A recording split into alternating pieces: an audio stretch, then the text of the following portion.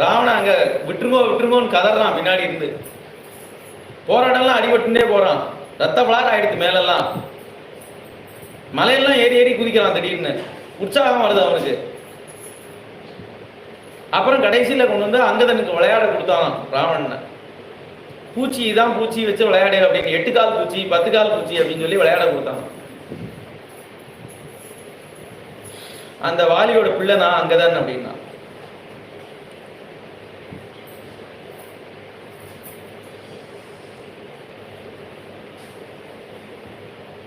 அவர் வந்து சரணாகத வத்சலன், உனக்கு ஒரே ஒரு வாய்ப்பு கொடுக்குறார்.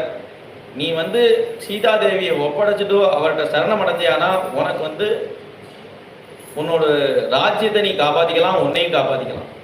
அப்படி இல்லைன்னா நிச்சயமா அழிஞ்சு போயிடுவ பயிலே, ஜாக்கிரதை அப்படிங்கிறான். அங்கதன் மிரட்டுறான். அவர் எப்பேற்பட்டவர் தெரியுமான்ற